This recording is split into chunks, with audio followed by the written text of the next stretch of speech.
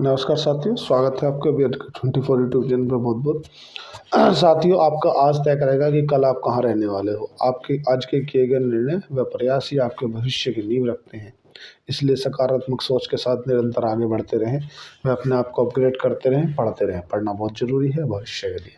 साथियों, आज क्या बात करें मार्केट की। आज तो कोई खैर टॉपिक क्या, आज तो जिस तरफ देखो उस तरफ ब्लड बात हो रखा था। ब्लड बाथ जनरली, अगर ब्लड बाथ आज की जैसी सिचुएशन को ही ब्लड बाथ कहा जाता है। और ब्लड बाथ अगर ये देखा जाए तो ऑल ओवर कोई किसी ने सोचा भी नहीं था 6 महीने पहले कि भारत जैसे देश में भी मंदी जैसे हालात बन सकते हैं। आज भारत में जो इतने परसेंट की गिरावट हुई है, आज मिड कैप स्मॉल कैप को अगर खैर लार्ज कैप की देखा जाए तो पिछले लार्ज कैप में तो गिरावट थी। हालांकि 10-15% लार्ज कैप गिरे थे, लेकिन अगर पिछले वीक की बात करें, एक पिछले हफ्ते में ही, तो जो मिड कैप और स्मॉल कैप है वो लगभग 14% तो मिड कैप और 16% के आसपास स्मॉल कैप गिर चुका है। मतलब पोजीशन अगर देखो साथियों, ऑल ओवर ये देखा जाए ना गिरे क्यों, ये इसके पीछे क्या कारण है।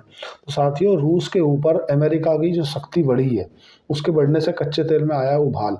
तो जैसे ही कच्चे तेल में उबाल आया तो देखिए, जो क्रूड ऑयल लगभग 72-73 रुपये प्रति बैरल चल रहा था, वो अभी 81 रुपये प्रति बैरल डॉलर पे पहुंच गया। और ग्लोबली जो संकेत हैं वो भी जो बहुत ज़्यादा खराब आए हैं।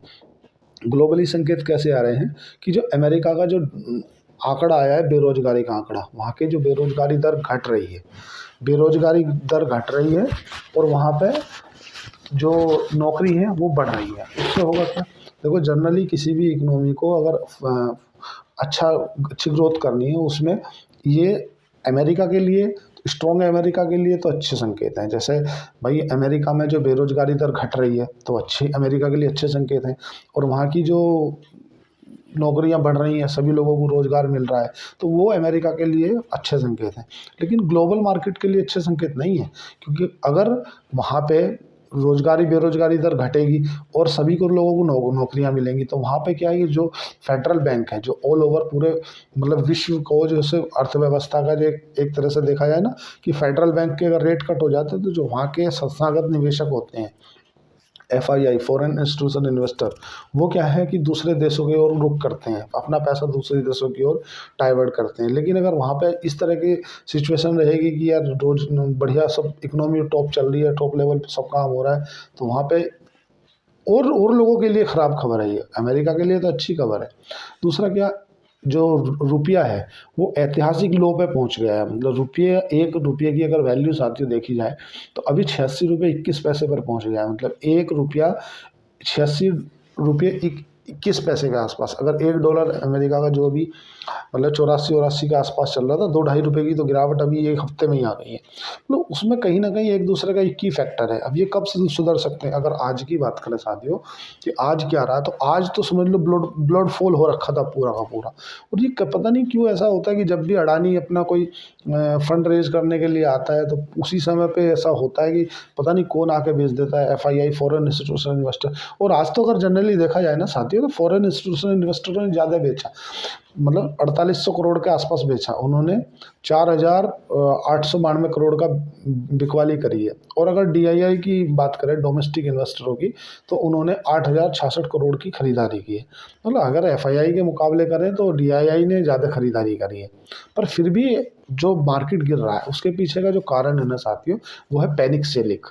पैनिक सेलिंग का मतलब ये है कि जो लोग हैं ना, जिन्होंने MTF में माल उठा रखा था, मार्जिन ट्रेडिंग फंडिंग, उसमें जो माल उठा रखा था, उनके देखो शुक्रवार में पोजीशन कटी, तो उनके जो माल मार्क टू मार्जिन आ गए वो कल आज सुबह कटने थे। तो आज मार्केट अच्छा जरूर खुला, लेकिन उसके बाद में एकदम से बिकवाली हावी हो गई।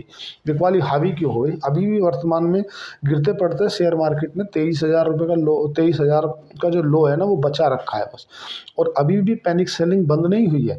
ये मान लो कि अभी जो लोग मार्जिन लेकर चलते हैं, MTF का काम लेकर करते हैं, तो उनके लिए कहीं ना कहीं लूप होल अभी भी खड़ा है। अगर ये समझ लो कि बाजार 23,000 के नीचे आता है, और ऐसा नहीं अपने स्ट्रॉन्ग लेवल पे बना हुआ है, मगर ये 23,000 का लो तोड़ेगा तो ये 22,800 तक के भी जाने की गुंजाइश रखता है। और हो सकता है यहाँ से भी रिकवरी लौट आए।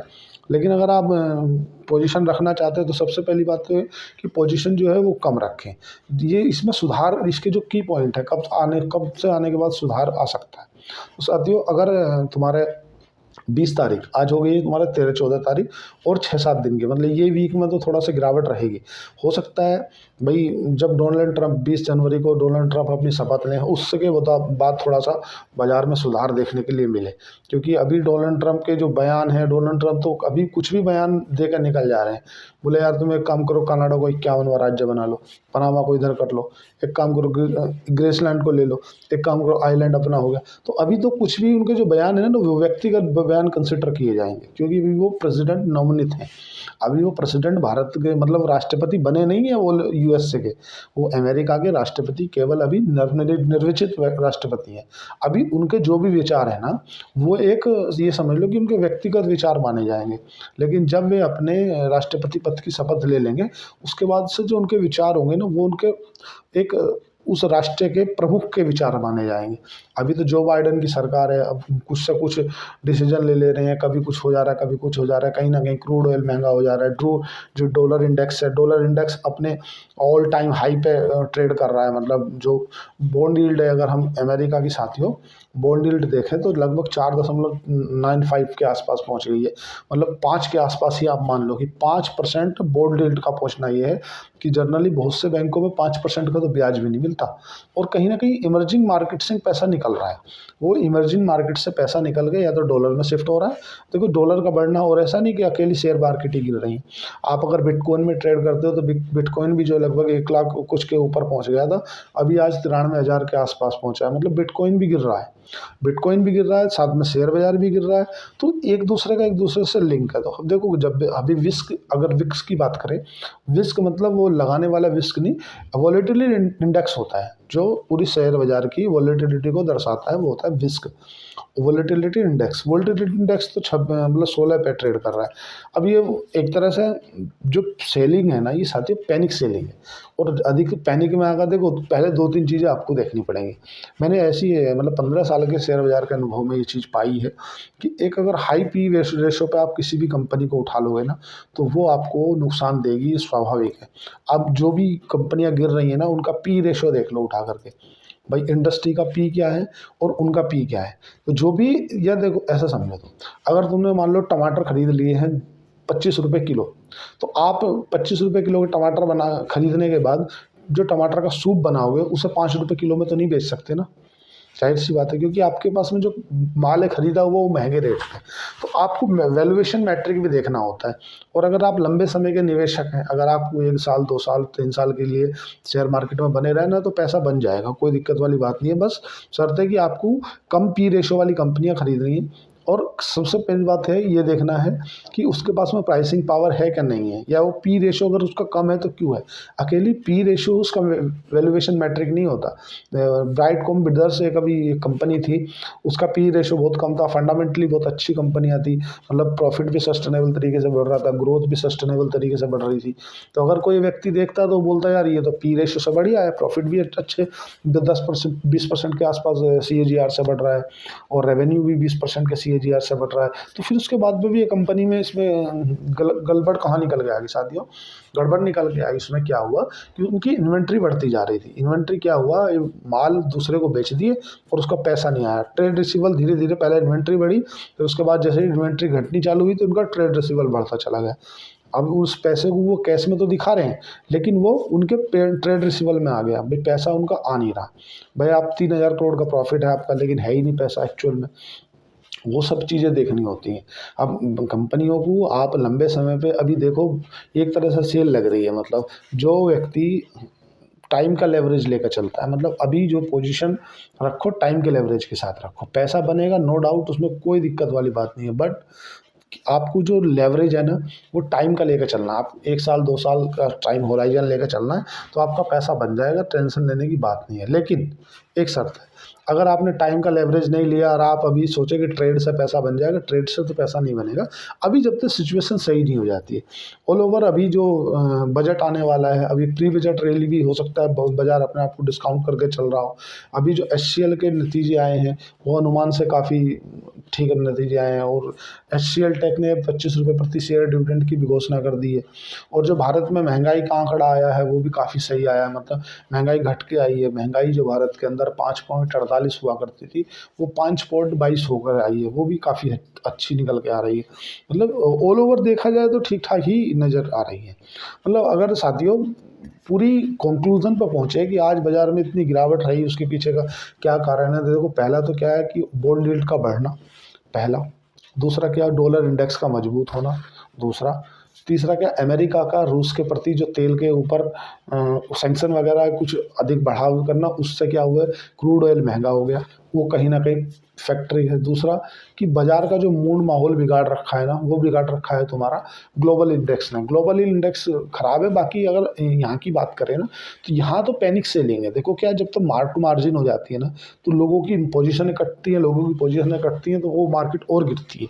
तो ये अगले दिन ब्रोकर फिर फ़ोन करता है कि भाई आप तो या तो आप हमें मार्जिन दो, नहीं तो हम आपकी सौदा काट देंगे। फिर वो सौदा और कटता है, तो और लोगों का माल बिकता है। और जितनी भी आप चाहे RVNL देख लो, चाहे आप कल्याण ज्वेलर्स देख लो, मैं किसी कंपनी की रिकमेंड नहीं कर रहा हूँ, लेकिन जितनी भी हाई पी रेशो कंपनियां हैं, वो तो समझ लो कि एक धड़ाम से नीचे जा रही हैं।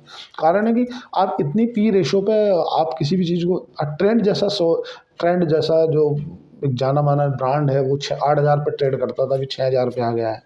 और मेरे लिए तो भाई, मैं तो देखो कंपनियां पढ़ता हूँ, तो मैं तो अपनी बताऊँ, तो जितनी कंपनियां नीचे आ रही हैं, जैसे यथार्थ हॉस्पिटल है, 492 के आसपास आ गया। हॉस्पिटल बनाना थोड़ी बंद कर दिया उसने कि यार उसने शेयर का प्राइस 200 कम हो गया, तो अब उसने हॉस्पिटल, जो 2 हॉस्पिटल आने वाले थे वो नहीं आएंगे। तो मेरे लिए वो नहीं है। जैसे EMS कंपनी है, अब वो अभी लगभग 650 मतलब 750 के आसपास चल रही है। तो ऐसा थोड़ी है कि वो पानी को रिसाइकिल करना बंद कर देगी कि यार रेट नीचे आ गया। तो मैं तो उसको सेल के रूप में कंसिडर करता हूँ। ऑल ओवर अगर बाजार की बात करें, तो साथियों सेंसेक्स जो है वो 1048 पॉइंट गिर के आज नीचे बंद हुआ। निफ्टी की बात करें तो साथियों निफ्टी 346 पॉइंट गिर के नीचे बंद हुआ। और बैंक निफ्टी की बात करें तो बैंक निफ्टी भी 692 अंकों का जो गोता लगाकर बंद हुआ। डॉलर के मुकाबले बाजार में जो गिरावट है वो बहुत भयंकर है। डॉलर इंडेक्स अपने ऊंचे लेवल पर बना हुआ है। तो कहीं ना कहीं पैनिक करने की सिचुएशन के कारण लोग बाग, उसी कारण बाजार और गिरता जा रहा है। बाकी परेशान होने की बात नहीं है। अगर आपका टाइम होराइजन लंबा है तो परेशान ना हो, पोजीशन अपनी कम रखें और प्रयास करें कि आप हाई पी रेशो वाली कंपनियों से दूर रहें।